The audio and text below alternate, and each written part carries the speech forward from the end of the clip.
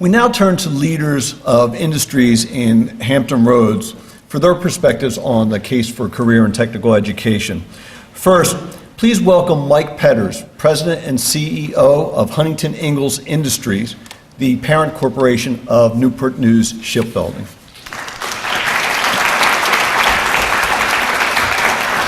Good morning. So we're going to do a little experiment here this morning. About a month ago, I went to my eye doctor, and he told me that I had had too many birthdays, that was my problem. And he had two approaches. He said, I've got two plans for that. The first plan involves a dark alley and a really big guy. And the second plan is a new pair of glasses. I said, I'm going to go with the second plan. And so today is the first time that I'm actually going to be using these glasses to deliver a speech. And I have a speech here that is worthy of Shakespeare. But if it doesn't come off that way, let's just blame it on my eye doctor, okay?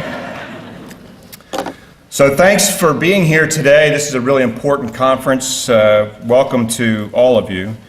If you know our slogan at Huntington Ingalls Industries, hard stuff done right, you probably think it applies to the ships and submarines we build for the United States Navy and the Coast Guard.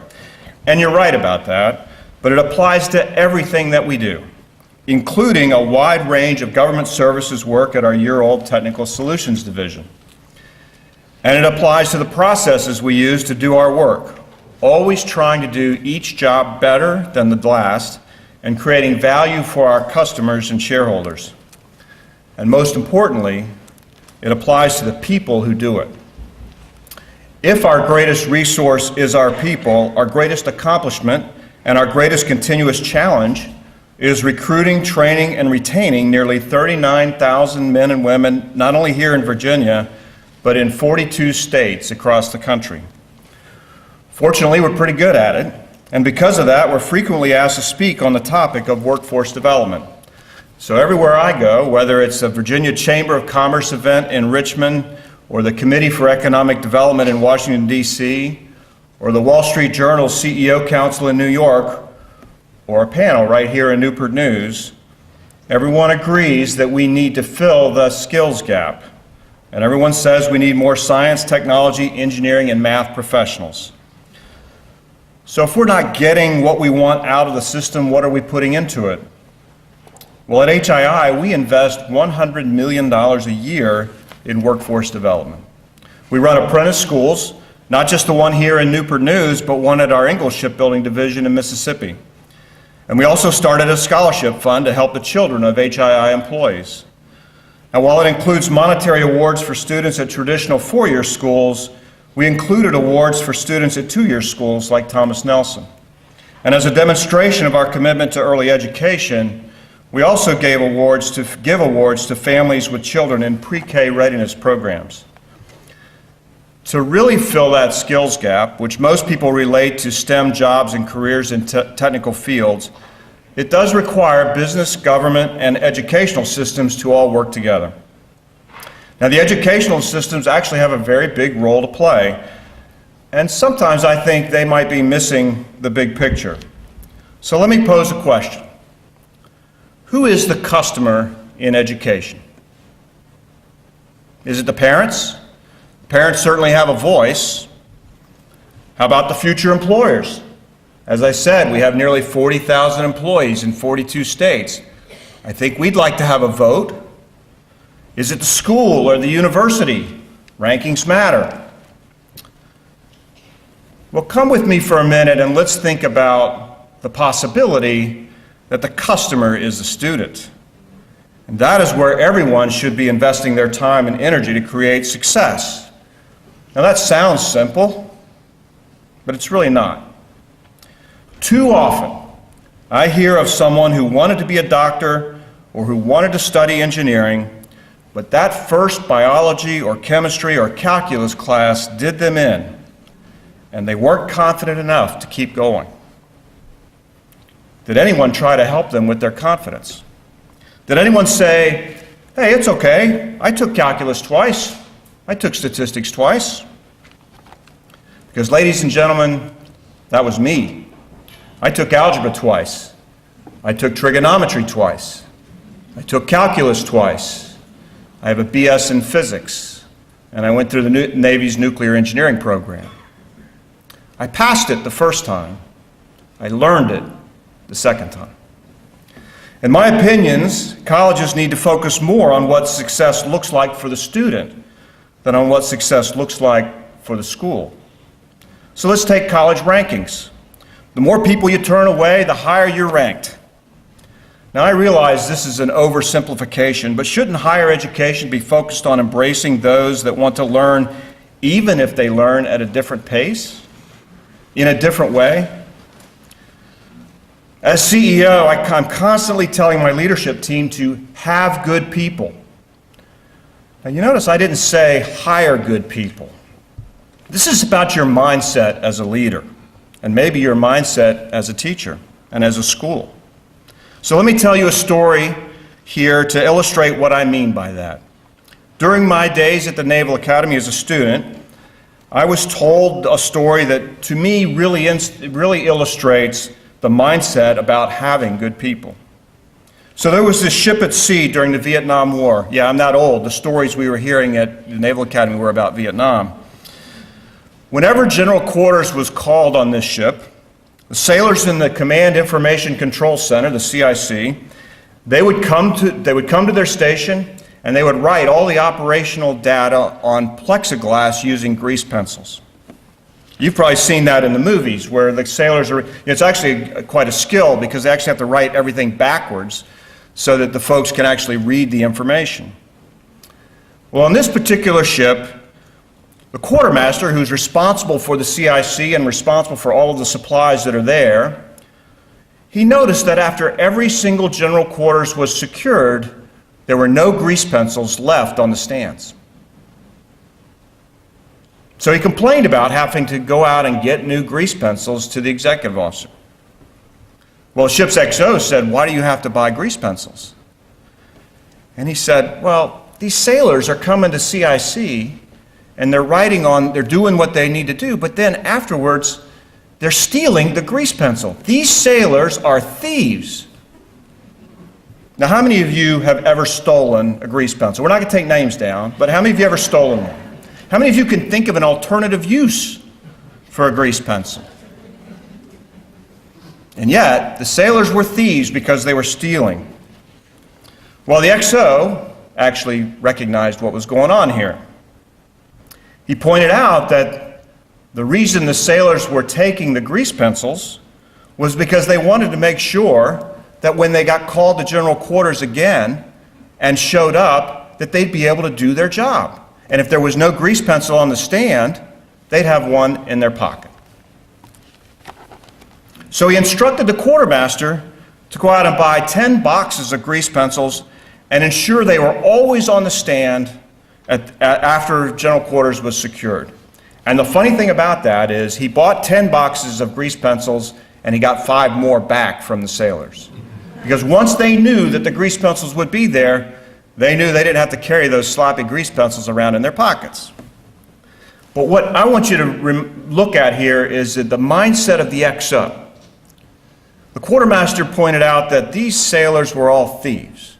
And the mindset of the XO is, these sailors are good people, and they're trying to do good work. And our job is to resource them and give them their best opportunity to do their best work. So let's have some good people. So shouldn't higher education approach their customers, their students, in the same way?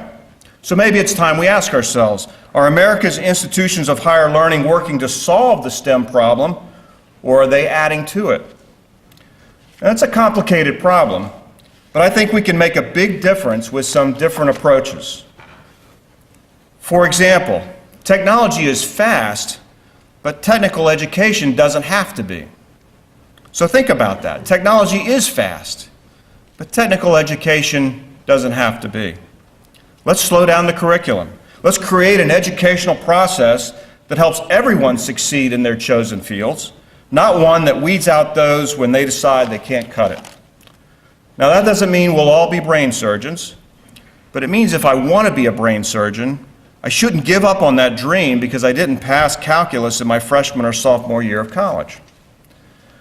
We also need to get past the idea that you need to go to a certain school for a certain degree to excel in a certain field.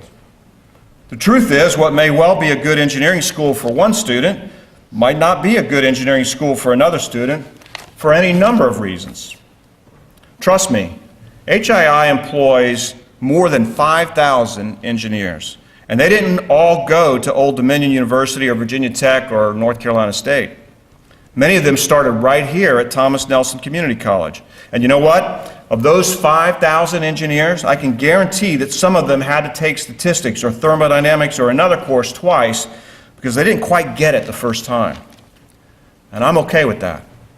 If you insist on ranking schools, show me the ones with the highest admission rates and the ones that work the hardest to help the most students finish. Honestly, that's probably the community colleges and the service academies. It's the schools with the highest retention rates and the lowest attrition rates. So, a personal example. My nephew Leo received an appointment to attend my alma mater, the Naval Academy, a couple of years ago. He told me he was very excited but very nervous, and he was feeling overwhelmed, so he asked me for advice. I could have told him everything, but I said, let's stick to just one or two things. I said, for all the pressure that they put on you, and you're going to feel pressure, what you don't feel is that everyone there really wants you to succeed. So don't be afraid to ask for help. If you ask for help, you'll get it.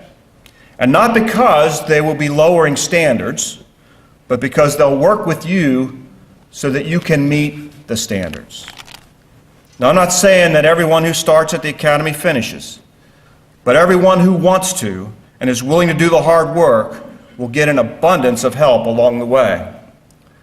When I started at the academy, they told us on the first day, they said, look to your left, look to your right. One of the three of you will not graduate.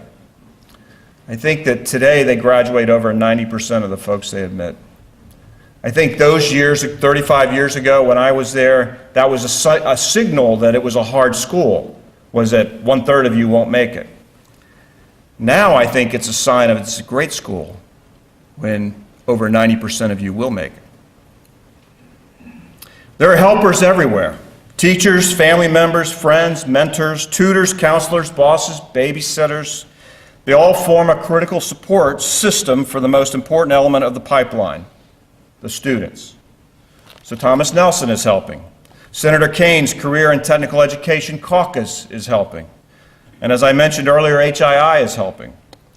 We need to shift our focus to the students to ensure that they are the customers of this system. And we've got to make sure the customer is not only heard, but 100% satisfied. Now, I could go on and on. Education and workforce development are two of my very favorite subjects. But I thought it'd be more interesting if I told some stories about a few people who were helped along the way. When Carol Mick graduated from Phoebus High School, she didn't have the grades or the money to go to a four-year college. She decided to attend Thomas Nelson using a Pell Grant and working part-time as a waitress. She graduated in 2 years and went on to attend the apprentice school at Newport News Shipbuilding. She said, I know that the classes I took at TNCC are what enabled me to get into the apprentice school. I had taken some of the required classes in high school, but I'm pretty sure I didn't have everything I needed. And what I did take, I didn't have the best grades. She was the first woman to graduate from the apprentice school as an outside machinist. So her educational journey did not end there. Almost 20 years into her shipbuilding career, she decided to pursue the bachelor's degree she had always wanted. So she enrolled at Christopher Newport University and studied business. She said her coursework here at Thomas Nelson fulfilled many of the basic classes all students take when they attend a four-year college. It took me 10 years to get that degree, she said, but without TNCC, it would have taken longer. Let me tell you about Carol's career path. When she graduated from the apprentice school, she was promoted to foreman. She progressed to construction supervisor and has worked in the aircraft carrier overhaul and Virginia-class submarine programs and in fleet support. She's currently a construction supervisor working on the overhaul of the submarine USS Columbus.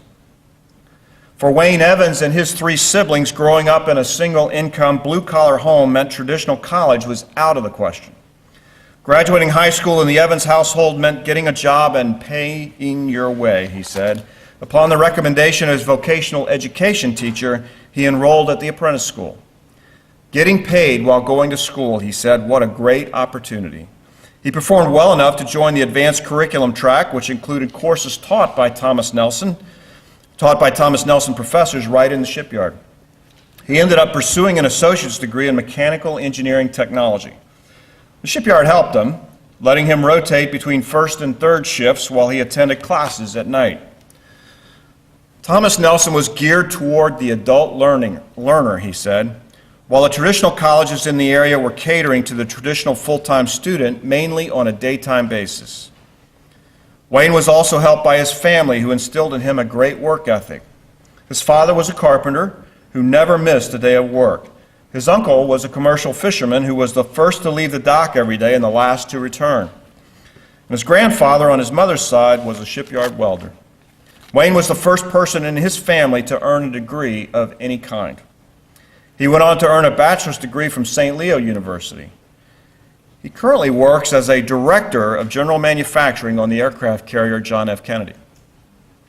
The link between the apprentice school, Thomas Nelson Community College, and St. Leo has helped me obtain my formal education, for which I am truly grateful, he said.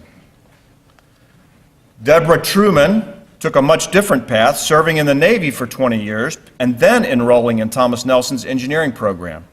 She said she wouldn't have succeeded as an engineer if not for the foundation of key structural engineering principles she learned at Thomas Nelson. I thought the curriculum at TNCC taught me more everyday engineering principles than I learned in my 2 years at the university level.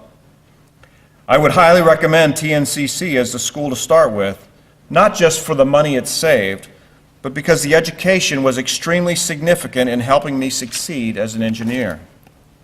2 of Deborah's professors stood out. The first was a department head who helped her and other students with especially challenging coursework. She made sure that no one got by in her classes without learning the material. The second was a differential equations professor who recommended her for a job as a tutor in the math lab. By helping others succeed in their studies, Deborah said, I also stayed proficient in my math skills, which helped me excel in other classes. Deborah now works as an engineer in Newport News Nuclear Propulsion, Construction and Process Engineering Department. Bill Smith took a more conventional route, graduating from the apprentice school and working for a year in the sheet metal shop before deciding to continue his education at Thomas Nelson. He wanted a mechanical engineering degree, and he considered attending Old Dominion University, but he ultimately decided to attend Thomas Nelson because it was an easier commute for him, and he knew if he got his associate's degree, he could transfer his credits to ODU, which is exactly what he did. TNCC was a great school. It was convenient, it had the same classes and covered the same material as ODU, said Bill. The cost per credit hour was much cheaper and the class sizes were smaller. Having a school like TNCC on the peninsula that can provide a quality education is a tremendous asset for the community and the students that attend. Bill is now a vice president for program management at Newport News Shipbuilding, which makes him the highest ranking HII employee with a degree from Thomas Nelson. Now, these 4 shipbuilders represent nearly 1,000 others who have earned degrees or certificates at Thomas Nelson and are in the midst of very successful careers at HII. But Carol, Wayne, Deborah, and Bill have other things in common. They all continued their education. They were all helped along the way. And I would add, they're all doing something that they love. For Carol, it's seeing such magnificent boats come together. I love knowing that all our hard work has paid off, she said. For Wayne, it's working daily with the dedicated craftsmen and craftswomen that assemble these great ships. For Deborah, it's the sense of service to country that I get from being here building warships for the Navy.